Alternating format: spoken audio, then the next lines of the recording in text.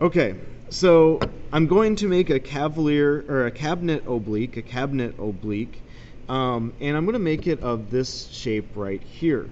For the demonstration of the cavalier oblique, I use this shape, and it's a lot more simple because it's one face, and then everything just goes an even amount into depth.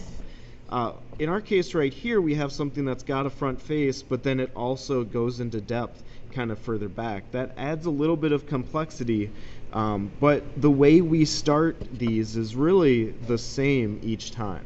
So what I'm going to do is I'm going to take this object, I'm going to try to keep it more or less in this orientation, because then we can see this front, and then we can also see what's happening in depth right here. It's not as obvious back here, but in our drawing, that's not going to show up super great either. We're going to start by showing the front, and we're just going to make a box around this entire thing. And so I'm going to estimate, you don't have the measurements, but you would measure if you had the actual object in front of you. What we're going to try to do is try to keep it proportional. So if that right there is 1, it is about 1 2/3 for the width. And I'm keeping space up here in this area because I know my drawing's going to go up. Not as much as a cavalier oblique, but it'll still go up and to the right a bit. So I want to leave myself some space. And so right here is going to be my width, and then right about here is probably fairly proportional for my width. And so right now all I'm doing is making construction lines. For the purposes of being able to see it on the screen, I'm going to use pencil and push fairly hard, but notice I'm not really caring if they end at a certain spot, because I'm going to go over it in and make object lines later on. Okay? And then all I'm going to do is so I drew the front as though it were within a larger box. And then again, I'm going to keep that 45 because I can go from corner to corner on my grid line. And so I'm just going to draw some light lines going at those 45-degree angles from each of my visible corners. And it is possible, if you wanted to, you could do some hidden lines. Those are the dashed lines that would show you the what would be happening on corners that you can't see. But for our purposes, we don't really need to do that. And so we're going to keep this a little more simple, and we're going to avoid using any hidden lines. Now, the unusual part about a cabinet oblique is we show the depth at half scale. So if this is the height of it, notice I'm kind of measuring with my pencil right here and my thumb. You can do that even if you're not there to be able to be exactly on it. You can measure this way. But that's about, comparing to the depth, or comparing to the height, it's about 3/4 of the way. And so if I took this and went 3/4 of the way, that would be a cavalier oblique. But I actually need to go half of that, and so that goes to right about there. So all of the dimensions that we use in our depth are going to be half of whatever we used for our front right here. And so trying to stay with the grid lines. If it's a vertical line, it stays vertical. And then where this depth, it's kind of an imaginary point back here, I'm going to draw and make a line right here. Okay?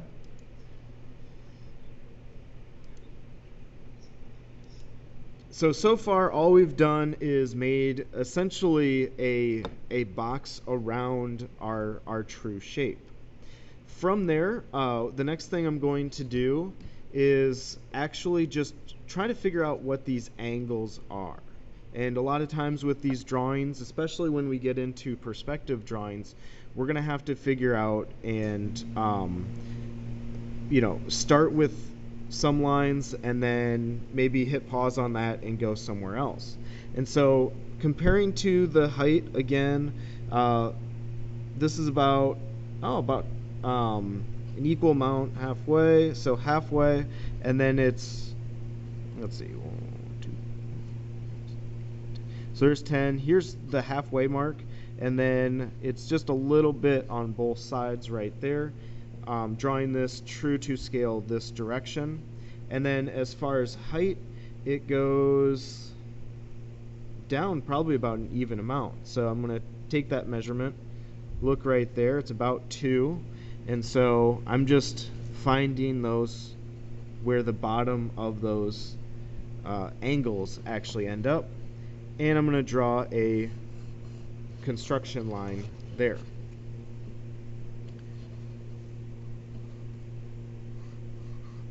So now what I've drawn, and sometimes it's easiest if you lighten up some of those lines, is this line and this line, kind of to define this face right here.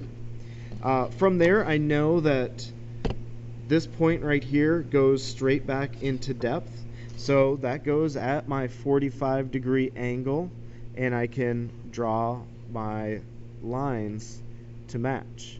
And try to keep yours parallel. That can be kind of tough, but to keep it parallel makes it this oblique drawing. Okay?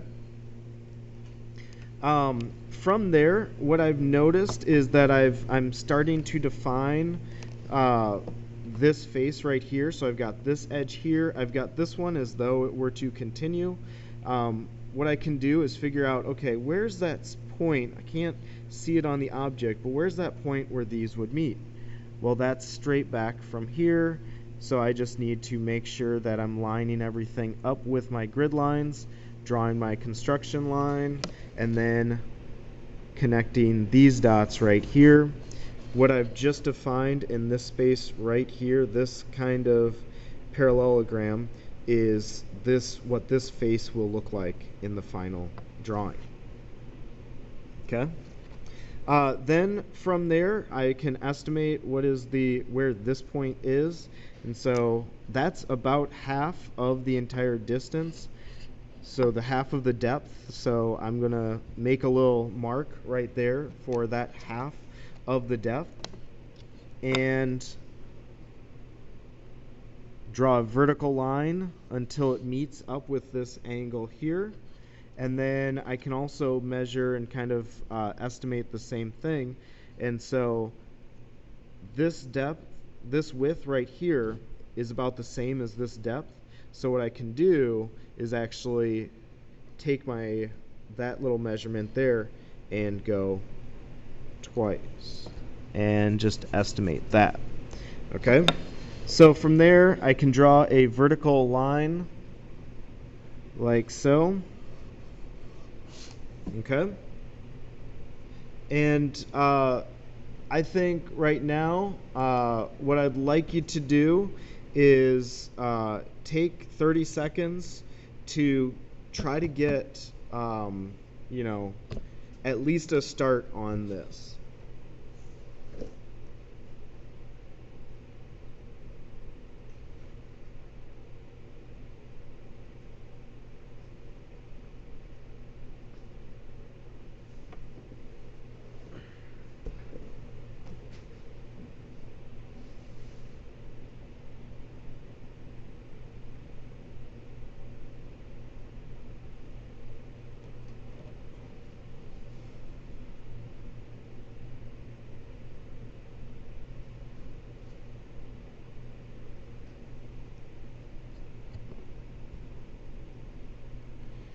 Okay, I'm noticing right here that I've gone a little further than I should have. It's really not that proportional. And anytime we make a mistake, that's why we are using pencils, we can actually just adjust that. So I'm going to move that line over just a little bit. From there, I have this line right here defined. I know that it goes into depth, so I'm going to draw that depth line right there. And that's at my 45-degree angle. Okay? From there, I'm going to lighten up some of those lines. This was showing where my corner of the box was. This is just that overall depth right there. So I can lighten up some of those construction lines. And I have this face right here. I have this line right here. I'm going to try to figure out where this edge comes from. And I know this vertical line, so it meets up and it's parallel to the front and the back on this angle. Are you talking these lines right here? Those go so far back because I didn't know where to end. And with construction lines, you usually draw those longer than you need to. And so if I wanted to, I could make all these lines very long. The problem with that is it makes everything much more confusing. And so I kept a lot of these short because I knew they wouldn't go any further than that. The first few I left long because otherwise I don't know how long they're going to go, how far back they're going to go. The next thing I'm going to do is I know this edge right here is parallel with the front and the back along that angle, and so I'm going to draw a line that's parallel with those, and I'm going to keep that one fairly short. Before I get any further, this is getting slightly confusing for me. There's just a lot of construction lines, and normally at this point I would really like to be taking my pencil. Construction line with a pencil is usually very light, and then you push harder, and you can see that difference. On video, I'm going to show show it with Sharpie instead. And as a reminder, the difference between a Cavalier oblique and a Cabinet oblique is how we treat the depth. Like, they're both very similar in that they are both drawn in very similar ways. We've got the vertical lines stay vertical, the horizontal lines stay horizontal. But whenever we are looking at the actual depth measurement, we cut it in half. That's all we do. Cut it in half. And what we end up seeing, and what's kind of unusual, is that our Cavalier obliques tend to look really deep, like weirdly deep. Whereas our Cabinet obliques tend to look actually a lot closer to that true form. Okay? So I've kind of put in some lines, mostly just to make things a little less confusing for myself. From here, I know that there's an edge down here that's going left and right, and so that's going to be a horizontal line. So if it's horizontal when we're looking at this part, it's going to stay horizontal. This other one's in depth. Because this line right here is going into depth, that's going to be at that 45-degree angle. And so now I see where those two lines line up, and if I did everything correctly, they should line up. There should be a vertical line that goes with this edge in here, right here, and it appears that that is actually true. Okay? And so now I've defined all of these right here, and we're starting to get this shape going. Okay? The next part is to define this cutout right here. I'm going to start that by figuring out it was about 2 squares in. I came on this side, so I'm going to come in 2 squares here and draw that vertical line. Okay? And then from there, I know that there is a line that goes into depth. It only goes about halfway, but that's okay. So I'm going to draw that 45 from that edge right there going into depth. And again, sometimes it's easiest if, as you are working along, if you've got some lines that you're fairly confident about, you can put in those object lines as you're going.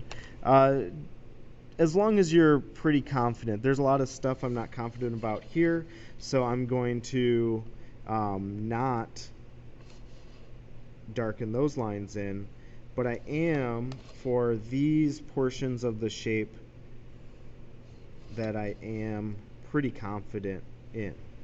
So there we go. We've got, we're starting to get this a little better and better and better.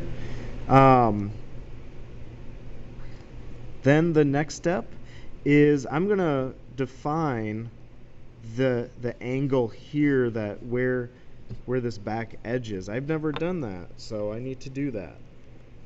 I know that this line is parallel with that line, and so all I need to do is, here's my front, make sure I keep it parallel, and then push it towards the back, like so. Then I also have this line that goes into depth, and so what I've just done there is I have this parallelogram right here that defines what this would be if there wasn't a cutout. Then I've already drawn this line to say where that is, half of it parallel, like so. So now what I've done is defined this back edge there, this edge right here, that little guy right there, that little guy right there. All I need to do, because this corner is kind of hidden, is I need to figure out where it goes down and then where it's going to come over. This line and this line actually meet up, so that makes life a little bit easier. And so what I can do is draw a line straight over, and then I see that there's this corner here, vertical line comes down, and all of a sudden I've just defined this little face as well. And part of the reason we're doing this is we need to be able to think three-dimensionally, turn it two-dimensionally, have something two-dimensional, and go three-dimensional.